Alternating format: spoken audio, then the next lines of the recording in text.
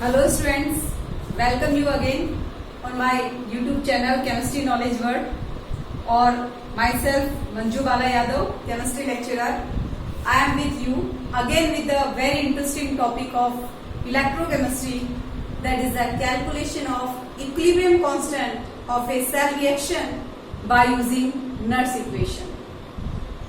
हम इससे पहले बहुत सारी वीडियोस बना चुके हैं इलेक्ट्रोकेमिस्ट्री की। इलेक्ट्रोकेमिकल सेल के सारे कंसेप्ट हमने क्लियर कर लिए हैं।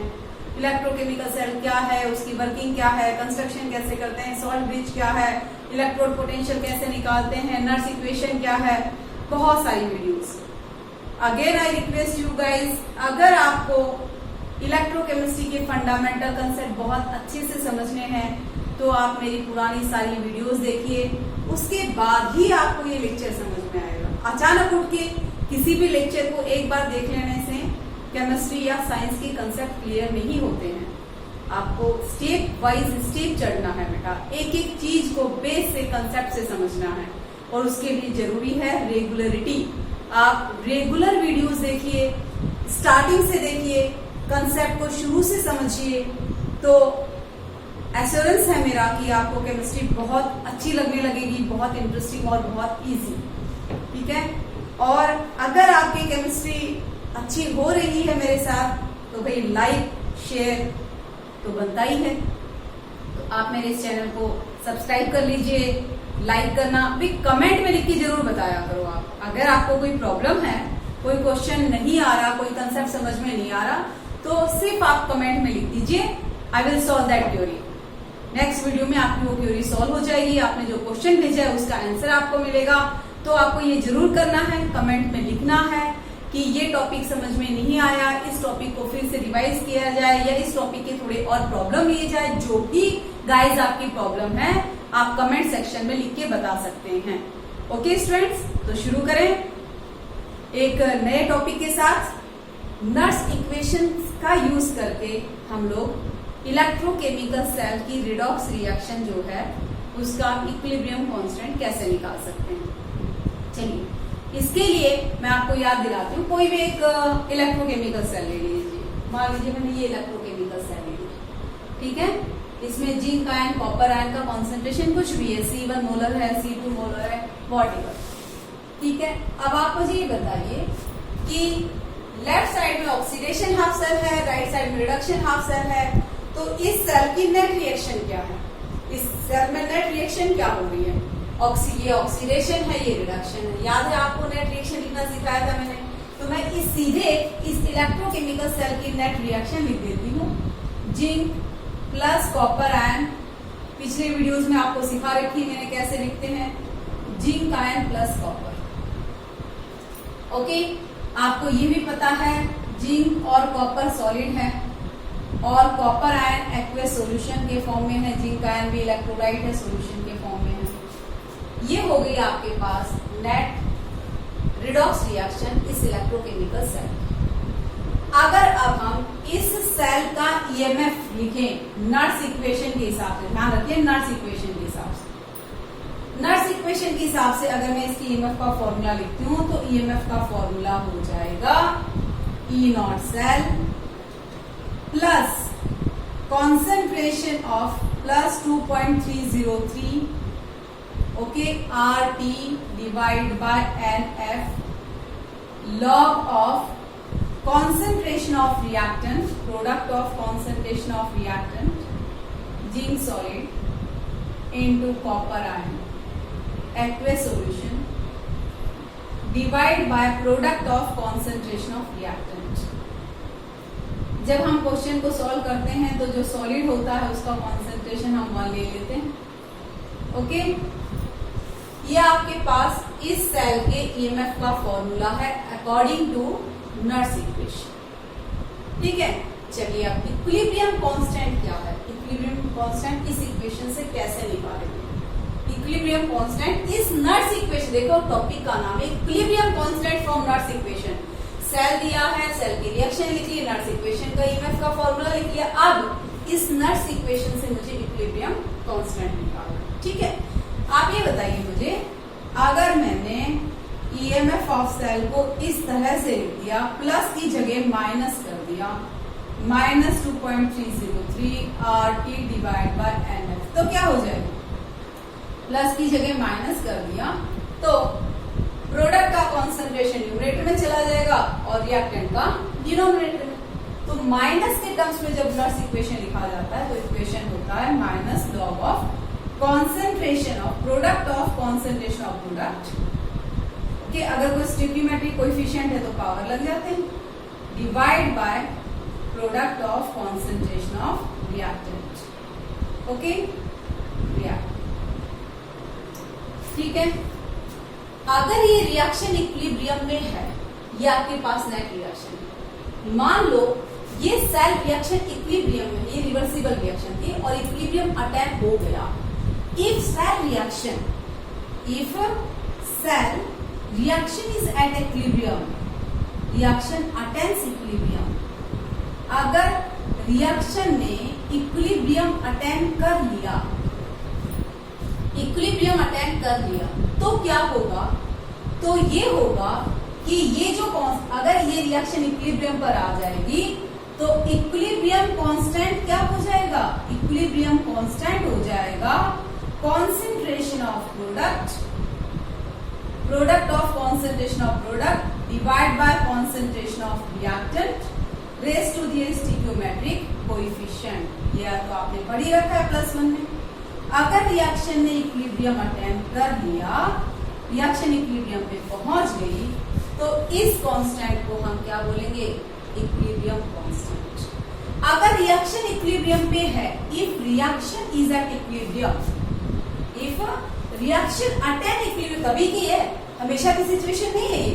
अगर ये रिएक्शन सेल रिएक्शन रिवर्सिबल है और इसने इक्विलिब्रियम अटेन करेगी, मैं आपको बताऊंगी कैसे करेगी। पहले आप ये देखिए, अगर इसने इक्विलिब्रियम अटेन कर लिया तो ये आपका प्रोडक्ट डिवाइड बाय रिएक्टेंट की कॉन्सेंट्रेशन का जो रेशो है, ये रेशो किसके बराबर हो जाएगा, अगर रिएक्शन इक्विलिब्रियम पर आ गई तो इस रेशो को हम कहेंगे इक्विलिब्रियम कांस्टेंट। ओके, तो आपके पास फॉर्मूला हो गया EMF of cell is equal to E not cell, okay, plus 2.303 RT, okay, nought plus, बेटा माइनस है यहाँ पे, ये वाला इक्वेशन लिया हमने, minus divide by NF log of equilibrium constant. ठीक है, अभी थोड़ी देर के लिए हम यहीं पे रुक जाते हैं। यहां तक हमने डिराइव कर लिया कि इक्विलिब्रियम कांस्टेंट और नर्स इक्वेशन में ये रिलेशन आ गया। आप देखिए, जब किसी सेल की रिएक्शन प्रोसीड होती है, जैसे आप ये एग्जांपल ले लेते हैं, यही सेल, तो ये जब सेल रिएक्शन प्रोसीड होगी तो जिंक आयन का कॉन्सेंट्रेशन क्या होगा, इंक्रीज, और कॉपर आयन का क्या होगा, डिक्रीज। जिंक आयन सॉल्यूशन किस साइड का है बताइए, oxidation half cell, okay, oxidation half cell, और कॉपर आयन किस साइड है सॉल्यूशन, रिडक्शन हाफ सेल में। तो इसका कहने का मतलब है जब ये रिएक्शन होती है तो ऑक्सीडेशन हाफ सेल के इलेक्ट्रोलाइट का कॉन्सेंट्रेशन इंक्रीज होता है और रिडक्शन हाफ सेल के इलेक्ट्रोलाइट का कॉन्सेंट्रेशन क्या होता है, डिक्रीज होता है। अभी हम यही स्टॉप हो गए, इक्वेशन नंबर हमने इसको 3 दे दिया, नर्स इक्वेशन के हिसाब से हमने ये कर दिया। अब आपको ये पता है, अगर मैंने नर्स इक्वेशन के हिसाब से ये निकाला, इस हाफ सेल का ऑक्सीडेशन हाफ सेल में साइड जो हाफ सेल है, इसका रिडक्शन पोटेंशियल अगर मुझे निकालना पड़े नर्स इक्वेशन से तो क्या होगा, नर्स इक्वेशन से बताइए क्या होगा। हम क्या निकाल रहे हैं बेटा, ये निकाल रहे हैं हम लोग reduction potential of oxidation half cell. Oxidation half cell का रिडक्शन पोटेंशियल यदि हम निकालें किससे, ये हम निकालें नर्स इक्वेशन से, तो ये हो जाएगा, बताइए इसकी रिडक्शन रिएक्शन क्या है, इस हाफ सेल की रिडक्शन रिएक्शन, ये रिडक्शन क्यों, क्योंकि हम रिडक्शन पोटेंशियल लिख रहे हैं।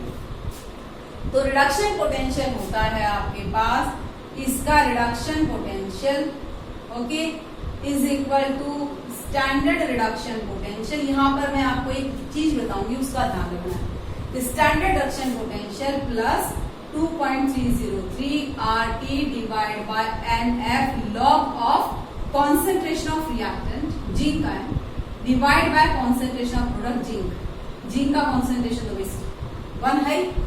यानी ये क्या पता चला आपको, ये पता चला कि इस रिडक्शन, इस ऑक्सीडेशन हाफ सेल, इसमें जो ऑक्सीडेशन हाफ सेल है, इस ऑक्सीडेशन हाफ सेल का reduction potential zinc ion concentration के डायरेक्टली प्रोपोर्शनल है।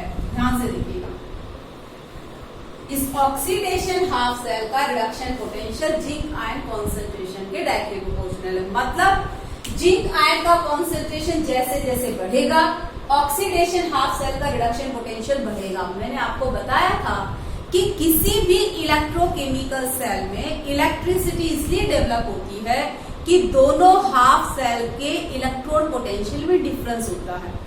कैथोड का जो रिडक्शन पोटेंशियल है वो ज्यादा होता है और एनोड का रिडक्शन पोटेंशियल है वो कम होता है। लेकिन जैसे जैसे सेल रिएक्शन प्रोसीड होती है वैसे वैसे क्या हो रहा है, ऑक्सीडेशन हाफ सेल का, ये ऑक्सीडेशन हाफ सेल है, ऑक्सीडेशन हाफ सेल का क्या होगा बेटा, रिडक्शन पोटेंशियल बढ़ेगा, ऑक्सीडेशन हाफ सेल का बढ़ेगा जैसे जैसे रिएक्शन होगी। क्यों? क्योंकि ऑक्सीडेशन हाफ सेल का रिडक्शन पोटेंशियल जिस इलेक्ट्रोलाइट की कॉन्सेंट्रेशन पे डिपेंड है वो इंक्रीज हो रहा है। Is it clear? और अगर यही चीज मैं reduction potential, reduction half cell के बारे में लिखूं, ये रिडक्शन पोटेंशियल इसका किसका यूज करके निकालेंगे हम लोग, वही नर्स इक्वेशन का। तो इसकी रिडक्शन रिएक्शन ये है। Is it clear? Reduction reaction ये है। तो रिडक्शन पोटेंशियल क्या हो जाएगा बाय यूजिंग नर्स इक्वेशन, इसका हो जाएगा reduction potential reduction half cell का। बेटा ये कौन सा हाफ सेल है, रिडक्शन हाफ सेल। ओके, तो रिडक्शन हाफ सेल का रिडक्शन पोटेंशियल है, इसका standard reduction potential plus 2.303 RT divide by NF log of same वही concentration of reactant divide by product. फिर कॉपर का कॉन्सेंट्रेशन 1 है। इस इक्वेशन से सिर्फ मुझे ये बताना है आपको कि रिडक्शन इलेक्ट्रोड पोटेंशियल इस हाफ सेल का, रिडक्शन हाफ सेल का किसके डायरेक्टली प्रोपोर्शनल है, कॉपर आयन। ध्यान से देखिए, किसकी डायरेक्टली प्रोपोर्शनल है, कॉपर आयन की। ऑक्सीडेशन हाफ सेल का रिडक्शन पोटेंशियल जिंक आयन के डायरेक्टली प्रोपोर्शनल है और रिडक्शन हाफ सेल का रिडक्शन पोटेंशियल कॉपर आयन के डायरेक्टली प्रोपोर्शनल है। जैसे जैसे रिएक्शन प्रोसीड हो रही है, जिंक आयन का कॉन्सेंट्रेशन इंक्रीज हो रहा है, कॉपर आयन का क्या हो रहा है, डिक्रीज। क्योंकि जिंक आयन का कॉन्सेंट्रेशन इंक्रीज हो रहा है, इसीलिए reduction potential oxidation half cell की क्या हो रही है, इंक्रीज हो रही है, ऑक्सीडेशन हाफ सेल की। और रिडक्शन हाफ सेल में कॉपर आयन, देखो रिएक्शन में कॉपर आयन का कॉन्सेंट्रेशन डिक्रीज हो रहा है और क्योंकि reduction potential reduction half cell की कॉपर आयन की कॉन्सेंट्रेशन की डायरेक्टली प्रोपोर्शनल है, तो जैसे जैसे रिएक्शन हो रही है वैसे सेल रिएक्शन प्रोसीड हो रही है, वैसे वैसे रिडक्शन हाफ सेल का रिडक्शन पोटेंशियल कम हो रहा है। समझ में आ रही बेटा आपको बात? क्योंकि जिंक आयन का कॉन्सेंट्रेशन इंक्रीज हो रहा है, इससे reduction potential oxidation half cell का इंक्रीज और reduction potential reduction half cell का क्या हो रहा है, डिक्रीज हो रहा है। Is it clear? एक कंडीशन ऐसी आएगी कि दोनों रिडक्शन पोटेंशियल कैथोड और एनोड के बराबर हो जाएंगे और जहां पर दोनों इलेक्ट्रोड पोटेंशियल कैथोड और एनोड के इक्वल हो गए, इक्वल का मतलब सेल का ईएमएफ 0। सेल का ईएमएफ क्या होता है, सेल का ईएमएफ होता है reduction electrode potential of cathode minus reduction electrode potential of anode. दोनों का रिडक्शन पोटेंशियल बराबर, तो सेल का ईएमएफ 0। सेल का ईएमएफ 0 मतलब इलेक्ट्रिसिटी का फ्लो बंद। इलेक्ट्रिसिटी का फ्लो बंद मतलब क्या आ गया, इक्विलिब्रियम आ गया। क्या आ गया बेटा, इक्विलिब्रियम आ गया। ठीक है, देखिए इक्विलिब्रियम कांस्टेंट की वैल्यू को हम ई नॉट सेल से कैसे कोरिलेट करेंगे, इसका स्क्रीनशॉट ले लेना एक बार। चलिए चले आगे।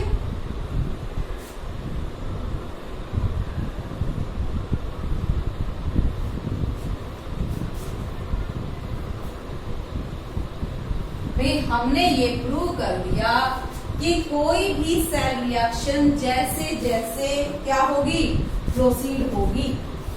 अब हम ग्राफ बनाते हैं, reduction potential versus reduction potential, okay, versus progress of reaction, progress of reaction. आपने ये देखा जैसे जैसे ऑक्सीडेशन हाफ सेल की रिएक्शन प्रोसीड होगी उसका रिडक्शन पोटेंशियल इंक्रीज होते जाएगा। ऑक्सीडेशन हाफ सेल की रिएक्शन, इज इट क्लियर? क्योंकि जिंक आयन का कॉन्सेंट्रेशन इसमें इंक्रीज हो रहा है। ऐसे कोई भी इलेक्ट्रोकेमिकल सेल लीजिए उसमें ऐसा ही होगा। और जैसे जैसे रिएक्शन प्रोसीड होगी वैसे वैसे reduction potential, reduction half cell का क्या होते जाएगा, डिक्रीज होते जाएगा। Is it clear? और एक ऐसी कंडीशन आ गई कि रिडक्शन पोटेंशियल कैथोड और एनोड का यानी ऑक्सीडेशन हाफ सेल और रिडक्शन हाफ सेल का इक्वल आ गया, क्योंकि हमने पढ़ा सेल का ईएमएफ होता है reduction electrode potential of cathode minus reduction electrode potential of anode, okay. और इक्विलिब्रियम पर आपने देखा, इक्विलिब्रियम पर किसी भी हाफ सेल में किसी भी इलेक्ट्रोकेमिकल सेल में रिडक्शन इलेक्ट्रोड पोटेंशियल कैथोड का रिडक्शन इलेक्ट्रोड पोटेंशियल एनोड के बराबर हो जाता है। जहां पर ये दोनों पोटेंशियल इक्वल, सेल का ईएमएफ क्या हो जाएगा, ये दोनों इक्वल हो गए तो सेल का ईएमएफ हो गया 0। सेल का ईएमएफ इक्विलिब्रियम पर 0 होता है। Is it clear? सेल का ईएमएफ 0 हो गया, इसका मतलब इक्विलिब्रियम आ गया। और अब क्या होगा, ये इलेक्ट्रोकेमिकल सेल इलेक्ट्रिसिटी देना बंद कर देगा, ठीक है। तो अगर ईएमएफ ऑफ ये है आपके पास 4, सेल का ईएमएफ 0 आ गया इक्विलिब्रियम पर, अगर ये कंडीशन में यहां पुट कर दूं थर्ड इक्वेशन में, तो हमारे पास इक्वेशन हो जाएगा E nought cell is equal to 2.303 RT divide by NF log of equilibrium constant, okay. Equilibrium constant और E नॉट सेल में ये रिलेशन है। अगर मैं R की वैल्यू, क्योंकि हमें पता है R की वैल्यू कांस्टेंट हम लेते हैं 8.314 जूल पर केल्विन पर मोल, टेम्परेचर की वैल्यू 298 केल्विन ले लेते हैं, ओके, ये जूल पर केल्विन पर मोल। फैराडे की वैल्यू कितनी ले लेते हैं 96,500 कूलम, और n number of moles electron used in redox reaction. तो आपके पास ये इक्वेशन बन जाएगा E nought cell standard EMF of cell is equal to 0.0591 divide by n log of equilibrium constant, okay बेटा। ये आपके पास रिलेशन है स्टैंडर्ड ईएमएफ ऑफ सेल और इक्विलिब्रियम कांस्टेंट में। आपको अच्छे से पता है इक्विलिब्रियम कांस्टेंट क्या बताता है रिएक्शन के बारे में। इक्विलिब्रियम कांस्टेंट बताता है आपको the extent of completion of reaction.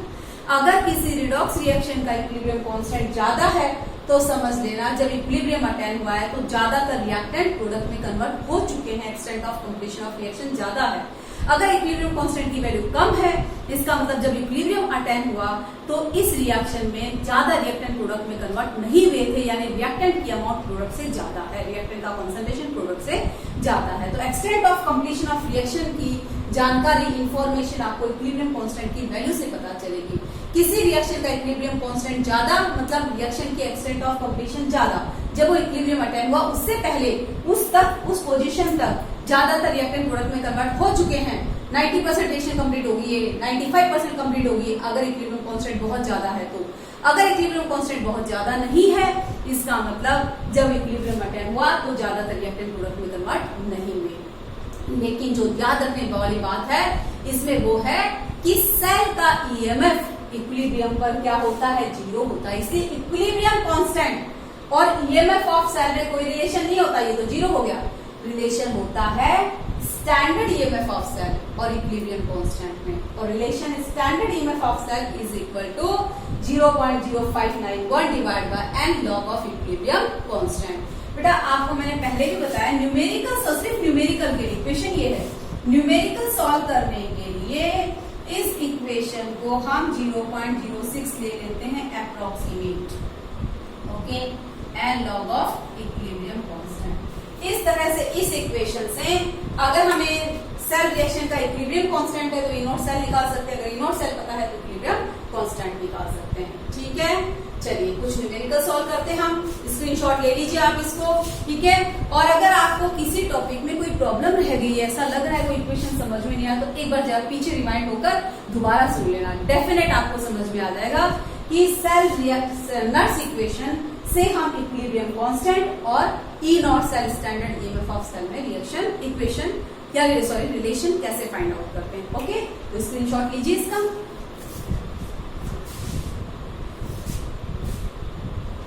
चलिए बेटा अब हम इसकी कुछ क्वेश्चंस प्रैक्टिस करते हैं, बड़ा इंटरेस्टिंग टॉपिक था,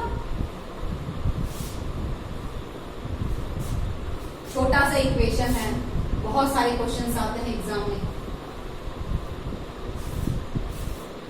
कुछ क्वेश्चंस मैंने आपको राइट साइड लिख रखे हैं इक्वेशंस, ठीक है, इन्हीं को मैं देखिए एक एक करके सॉल्व करती हूँ, यहाँ पर लिखती हूँ।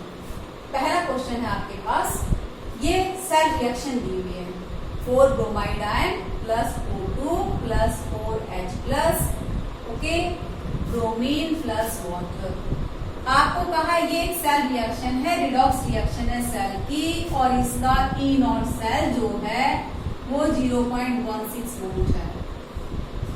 अंडरस्टूड?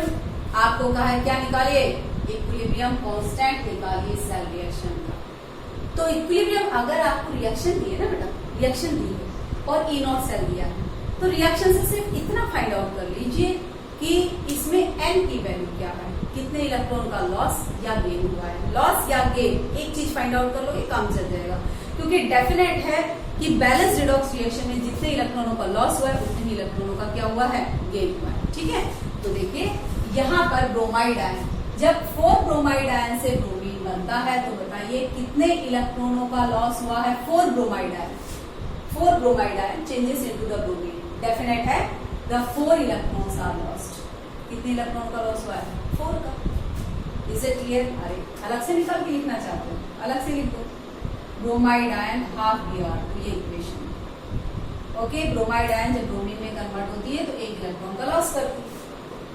अब 4 ब्रोमाइड आयन के लिए आप इसको 4 से मल्टीप्लाई कर दो, तो कितने इलेक्ट्रॉनों का लॉस हुआ भाई, 4 का, यानी n की वैल्यू कितनी होगी, 4। एक का अगर आपको पता चल गया रिडॉक्शन या ऑक्सीडेशन किसी का भी, तो वही n की वैल्यू है। नहीं, हमें तो दूसरा भी पता करना है, चलो दूसरा देखते हैं। दूसरा ऑक्सीडेशन नंबर किसका चेंज हुआ है, O2, O2 gate convert into the O2 minus. देखिए O2 ऑक्सीडेशन नंबर 0 ऑक्सीजन का, और वाटर में ऑक्सीजन का ऑक्सीडेशन नंबर -2, यानी एक ऑक्सीजन का ऑक्सीडेशन नंबर कितने से डिक्रीज हुआ है, 2 से। इसका मतलब कितने इलेक्ट्रॉन का गेन किया है एक ऑक्सीजन ने, 2 का, तो 2 ऑक्सीजन ने कितने इलेक्ट्रॉनों का गेन किया होगा, 4 का। Is it clear? तो n की वैल्यू आपके पास कितनी है बेटा, 4। अब बताइए इक्वेशन क्या है, E not cell is equal to 0.0591 divide by n की value 4 log of equilibrium constant. सीधा उसने यही पूछा है, find out the value of equilibrium constant for this cell reaction. ठीक है, ई नॉट सेल की वैल्यू दे रखी है 0.16 into 4 divide by 0.0591 is equal to log of equilibrium constant. Okay, इसको मैंने बताया था आपको क्या लिख सकते हैं हम लोग, बोलिए कैलकुलेशन करने के लिए अप्रोक्सीमेट 0.06, कैलकुलेशन इजी हो जाएगा। लॉग टर्म यहाँ से हटा दो तो राइट साइड क्या, लेफ्ट साइड क्या लग जाएगा, anti log of this will be equilibrium constant. भाई लॉग एंटी लॉग तो आना ही चाहिए, आपने प्लस में भी सीख लिया होगा इक्विलिब्रियम में, ठीक है, और इससे पहले भी यूनिट कर चुके हो। लॉग एंटी लॉग की वैल्यू तो आपको आनी ही चाहिए, तो इक्विलिब्रियम कांस्टेंट की वैल्यू आ गई। थोड़ा अप्रोक्सीमेशन बता दूं लॉग एंटी लॉग में भी, ठीक है, अप्रोक्सीमेट वैल्यू निकाल सकते हैं, एग्जैक्ट तो log table anti log table का, सॉरी लॉग एंटी लॉग का यूज करके लिखिएगा यहाँ पे। मान लीजिए आपके पास ये आ गया, एग्जाम्पल के लिए अप्रोक्सीमेट 12, ओके, तो आपको पता है एंटी लॉग ऑफ 12 क्या होता है, एंटी लॉग ऑफ 12 10 की पावर 12। अप्रोक्सीमेट वैल्यू निकाल सकते हैं, मान लो ये आंसर 10.9 आ गया, तो 10.9 को हम लोग अप्रोक्सीमेट नंबर क्या ले लेंगे 11 और एंटी लॉग ऑफ 11 क्या हो जाएगा बोलो 10 की पावर 11। थोड़ा बहुत अप्रोक्सीमेट आंसर यहाँ से आ जाएगा। अगर आपके पास ये अप्रोक्सीमेशन तब यूज करना जब आपके पास एंटी लॉग टेबल नहीं है तब, अदरवाइज एग्जैक्ट वैल्यू निकालना एंटी लॉग की, बट अप्रोक्सीमेशन से भी काम चल जाता है। ठीक है, मान लीजिए आपके पास मैंने माइनस में आ गई, ये आ गई वैल्यू -3, अप्रोक्सीमेट बता रही मैं, -2.9 आई, उसको -3 कर दो तो एंटी लॉग ऑफ -3 क्या हो जाएगा 10 की पावर -3। Is it clear? तो इन वैल्यूज का यूज करके आप अप्रोक्सीमेट वैल्यू इक्विलिब्रियम कांस्टेंट की बिना एंटी लॉग टेबल के भी निकाल सकते हो। एग्जैक्ट वैल्यू निकालनी है तो एंटी लॉग टेबल का यूज कीजिए। ओके बेटा, I think this question clear. चलिए एक एग्जांपल और ले लें। तो नेक्स्ट क्वेश्चन है आपके पास, आपको सेल रिएक्शन दी है सेम वही, और कहा है इक्विलिब्रियम कांस्टेंट निकालनी है। ठीक है, तो क्वेश्चन है आपका Fe3 plus iodide ion Fe2 plus I3 minus, आपको दिया गया है standard electrode potential of this electrode is 0.77 volt and standard reduction potential of this electrode is 0.54 volt. Calculate equilibrium constant. कई बार इक्विलिब्रियम कांस्टेंट देकर ये भी पूछ लेता है, ये बताइए कि इस रिएक्शन का एक्सटेंट ऑफ कंप्लीशन ज्यादा है या कम है। अगर इक्विलिब्रियम कांस्टेंट बहुत हाई आ जाए 10 की पावर 7, 8, 10 तो एक्सटेंट ऑफ कंप्लीशन बहुत ज्यादा है। अगर कम आ जाए 10 की पावर 1, 2, 3 बस, तो समझ लेना extent of completion of reaction उसका कम है। ठीक है, चलिए अब इसमें क्या किया, स्टैंडर्ड रिडक्शन पोटेंशियल की वैल्यू दोनों इलेक्ट्रोड की दे दी, ई नॉट सेल नहीं दिया। तो मैंने आपको ये सिखाया है, अगर कोई सेल रिएक्शन दी है, स्टैंडर्ड रिडक्शन पोटेंशियल दोनों इलेक्ट्रोड का दिया है, तो ई नॉट सेल निकाल लेंगे। ये पता कीजिए ना, इसमें कैथोड कौन है, एनोड कौन है, Fe3 प्लस से Fe2 प्लस बन रहा है भाई, तो इसका क्या हो रहा है भाई रिडक्शन हो रहा है, मतलब ये कैथोड है। ओके, I माइनस से I3 माइनस आयन बन रहा है, ये क्या हो रहा है ऑक्सीडेशन हो रहा है, तो ये एनोड है। ओके, अब ये चेक कीजिए दोनों पोटेंशियल जो दिया वो रिडक्शन ही है क्या, Fe3 प्लस से Fe2 plus, yes reduction. Okay, I3 minus से I1, इसमें आपको कंफ्यूजन हो रहा है क्या, I3 माइनस से I1 कैसे बनता है, देखिए I3 माइनस बैलेंस करके लिखेंगे I minus. Is it clear? I3 minus से क्या बन रहा है I माइनस। तो बताइए 3 I माइनस के पास कितना चार्ज है -3, और यहाँ I3 1 माइनस के पास कितना चार्ज है -1, यानी ऑक्सीडेशन नंबर डिक्रीज हो रहा है भाई, ऑक्सीडेशन नंबर डिक्रीज हो रहा है। डिक्रीज हो रहा है इसका मतलब क्या हो रहा है, ऑक्सीडेशन या रिडक्शन। ऑक्सीडेशन नंबर क्या हो रहा है -3, -1 से -3 हो रहा है। ओके, ऑक्सीडेशन नंबर डिक्रीज हो रहा है, तो यहाँ क्या हो रहा है बेटा, ऑक्सीडेशन लॉस ऑफ इलेक्ट्रॉन हो रहा है, देखिए लॉस ऑफ इलेक्ट्रॉन हो रहा है ना। ओके, -1 से ऑक्सीडेशन नंबर -1 I3 माइनस का ऑक्सीडेशन नंबर था, चार्ज लिखा है मैंने। ठीक है, ऑक्सीडेशन नंबर देखोगे तो 3 आयोडीन के ऊपर कितना है आपके पास -1 चार्ज है, तो एक के ऊपर क्या हो जाएगा -1/3। यहाँ पर कितना है आपके पास, एक आयोडीन के ऊपर -1 है। Is it clear? तो लॉस ऑफ इलेक्ट्रॉन हो रहा है, लॉस ऑफ इलेक्ट्रॉन हो रहा है मतलब क्या हो रहा है, ऑक्सीडेशन हो रहा है। कितने इलेक्ट्रॉन का लॉस हुआ भाई, 2 इलेक्ट्रॉन का, क्योंकि चार्ज में कितना डिफरेंस है, मैंने चार्ज लिखा था आपके सामने, पूरा I3 माइनस का नेट चार्ज -1 है, और एक I1 का माइनस चार्ज -1 है, तो 3 का कितना है -3 है। तो चार्ज -1 से -3 हुआ, चार्ज -1 से -3 हुआ, इसका मतलब 2 इलेक्ट्रॉनों का क्या हुआ है बेटा, लॉस हुआ है। इसे क्लियर? तो ये कौन सी रिएक्शन है, ये रिएक्शन है आपके पास ऑक्सीडेशन रिएक्शन। कितने इलेक्ट्रॉनों का लॉस हुआ, 2 का। यहाँ देख लीजिए, यहाँ Fe3 प्लस से Fe2 प्लस बना है, एक Fe3 प्लस एक Fe2 प्लस बनता है तो एक इलेक्ट्रॉन गेन करता है, 2 Fe3 प्लस Fe2 प्लस बना है मतलब 2 इलेक्ट्रॉन गेन किया, यानी 2 इलेक्ट्रॉन लॉस 2 इलेक्ट्रॉन गेन। मैंने कहा था एक वैल्यू समझ में आ जाए तो भी सही है आपकी। Is it clear? तो n की वैल्यू 2 है। कौन कैथोड का काम किया, कौन एनोड का, समझ में आ गया, ये कैथोड ये एनोड, क्योंकि इसमें रिडक्शन हुआ, इसका क्या हुआ है ऑक्सीडेशन हुआ है। तो ई नॉट सेल कैसे निकालेंगे? ई नॉट सेल हो जाएगा standard reduction potential of cathode minus standard reduction potential of anode.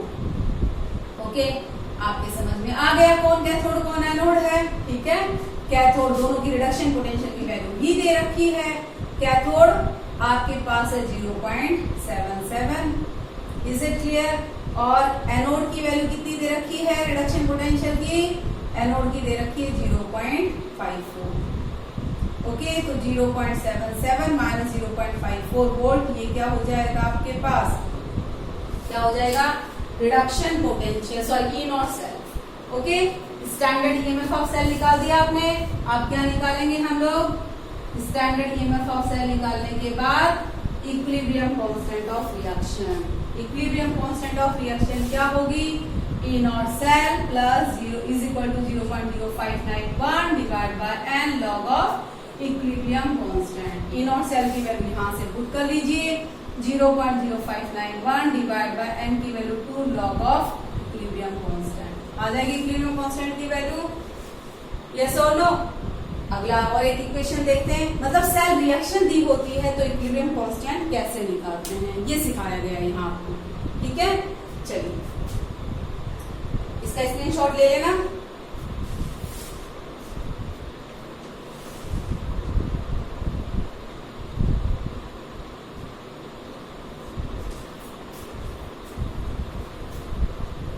Next last question, मेरे ख्याल से इसके बाद आप क्वेश्चन सॉल्व कर लोगे। ये आपके पास सेल रिएक्शन है, बड़ी सिंपल सी reaction. Copper plus chlorine gives copper chloride, ये नेट सेल रिएक्शन है। और आपको दे रखा है स्टैंडर्ड रिडक्शन पोटेंशियल इस इलेक्ट्रोड का इतना और स्टैंडर्ड रिडक्शन पोटेंशियल इसका इतना। Cl2 से Cl minus ion definite reduction करने से ही बन रहा है। ठीक है, चलिए बताइए इस सेल रिएक्शन में ऑक्सीडेशन किसका हुआ है?